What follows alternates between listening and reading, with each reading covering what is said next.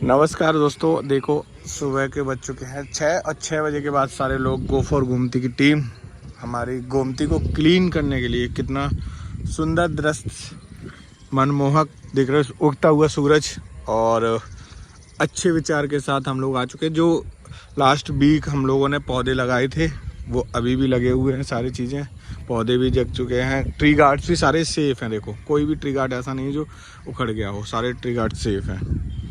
तो गाइस, जैसे कि जो मूर्ति हम मंदिरों में पूजा करते हैं वही मूर्ति बाद में अखंडित होने के बाद हम कहीं भी डाल देते हैं। यार ऐसा ना किया करो। तो देख रहे हो भाई, बजरंगबली जी की मूर्ति यहाँ पे डाल रखी थी किसी ने अभी, यहाँ पे वो अच्छी सी नहीं।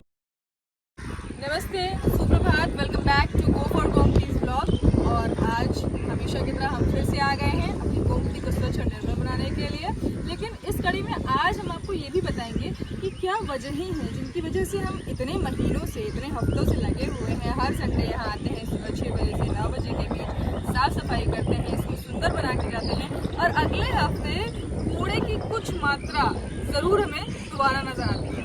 जैसे कि हमारे पीछे आप ये देख रहे हैं, ये कूड़ा कहीं से बहकर आ रहा है और हमारे गो फॉर गोमती यानी गोमती नदी में मिल जा रहा है। इसी तरह जलकुंभी है जो बहकर आ रही है और इसमें कहीं ना कहीं बैठ जा रही है, जिसकी वजह से दोबारा से गोमती गंदी हो जा रही है।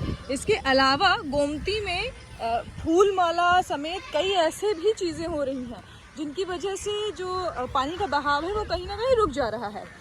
हमारी गो फॉर गोमती इनिशिएटिव के तहत हमने कुछ पौधे लगाए थे जिनकी सुरक्षा के लिए ट्री गार्ड्स भी लगे हैं। और एक ये पौधा जो आप देख रहे हैं फल फूल गया है, सुंदर सा लग रहा है, दिख रहा है, उसकी अब सुरक्षा के लिए हमारे गो फॉर गोमती के मेंबर्स इसमें ट्री गार्ड लगाने की कोशिश कर रहे हैं ताकि ये और बड़ा हो जाए और हमारे गोमती को कहीं ना कहीं से स्वच्छ बनाने में योगदान दे सके।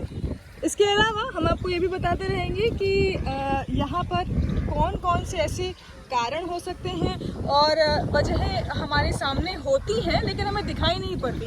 अब आप ये देख रहे हैं, ये एक कुछ मूर्तियां हैं, भगवान की मूर्तियां हैं। आपने इन्हें वर्षों तक अपने घर में रखा, इन्हें नहलाया धुलाया, इनकी पूजा की, इनको इनसे मन्नतें मांगी, मन्नतें पूरी हुई। लेकिन जब ये खंडित हो गई, या कहा जाए कि अगर काम फॉर गोमती के चैंपियंस, हमारे टीम मेंबर्स जो इस कड़ी में आगे बढ़कर हमें बता रहे हैं कि ऐसी कौन सी वजह हैं जिनकी वजह से हमारा पर्यावरण, हमारी गोमती अभी भी मैली है। शिवम, आप बताइए क्या वजह है? जैसे कि यहाँ पर आप बह के आ रही जलकुंभी है और जो हमारा वेस्ट प्लास्टिक है और जो यहाँ का जो वातावरण रहने वाले लोग हैं उनकी वजह जो वो यहाँ पे कूड़ा डालते हैं, जो कूड़ा फेंकते हैं वो यहाँ पे बह के आ रहा है, जिसकी वजह से जो हमारी गोमती है वो गंदी हो रही है। जी आप बताइए सर। नमस्कार, मैं विवेक।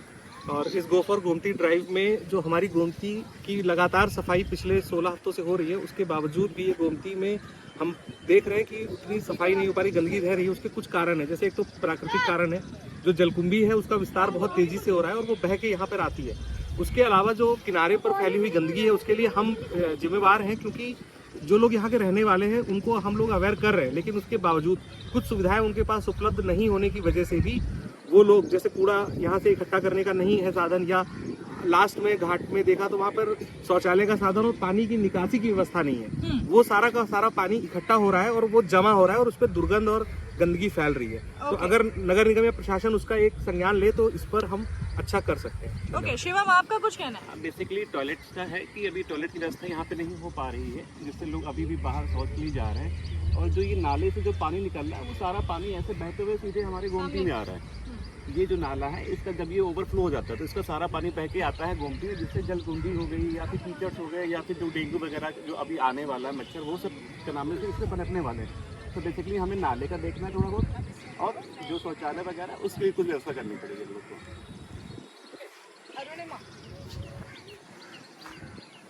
अरुणिमा, आपके अनुसार क्या वजह हो सकती हैं?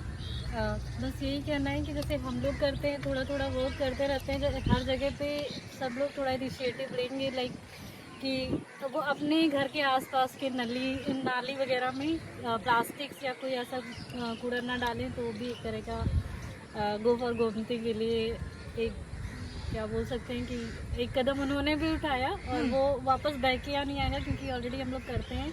नेक्स्ट हम लोग संडे आते हैं तो देखते हैं फिर वैसे ही है।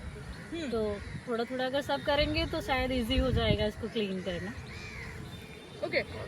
और जो हमारी टीम ने पूछा कि क्या वजह है, मुझे लगता है कि ऐसा प्रधानमंत्री जी ने भी एक अपने वक्तव्य में बोला था कि सफाई करना एक आदत होती है। तो सफाई करना एक आदत है, वैसे ही गंदगी मचाना भी एक आदत होती है, जो कि एक बुरी आदत है।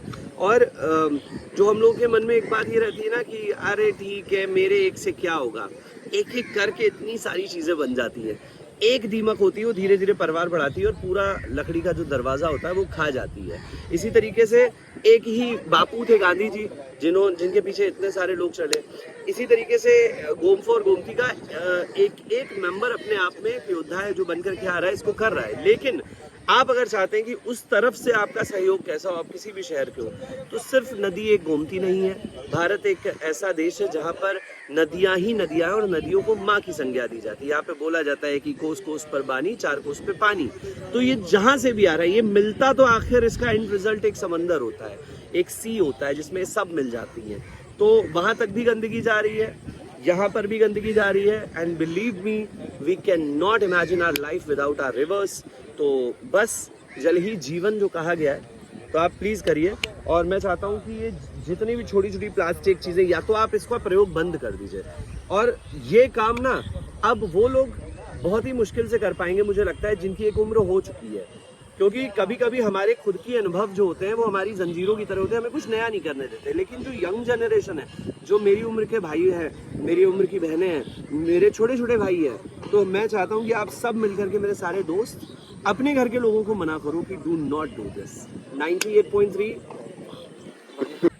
क्या कहना चाहोगे? क्यों हम लगातार सफाई करते हैं लेकिन अव्यवस्थाएं कौन सी ऐसी वजहें हैं जिनसे फैलता ही है कूड़ा लगातार बढ़ ही रहा है? जड़ नहीं पकड़ रहे हैं। क्या जड़ नहीं पकड़ा रहा है? जड़ जैसे यहाँ पे पन्नियाँ आ रही हैं, उसको रोक टोक करना चाहिए, कहाँ से आ रही हैं। हर संडे हम लोग पिकनिक कर रहे हैं, पॉलिथीन वगैरह कहाँ से आ रही हैं, उससे ज़्यादा डेली इकट्ठा हो जा रहा है हर संडे। तो इसको देखना चाहिए कि कहाँ से आ रहा है, उससे रोक टोक करना चाहिए। अदर्स डे पे भी आना चाहिए 1-2 दिन, जिससे देखा जा सके किस समय लोग आ रहे हैं, यहाँ पे क्या कर रहे हैं, कहाँ से आ लोगों के रहे बीच हैं। ऐसी क्या प्रॉब्लम्स हैं? लोगों के बीच ऐसी क्या प्रॉब्लम्स हैं? लोगों के बीच हाँ। डस्टबिन वगैरह रखे हुए हैं, लेकिन तब भी नहीं फेंकना चाहते हूँ। तब से सहज काम ढूंढते हैं कि लाके फेंक दो ऐसे ही। ये सब चीज़ें।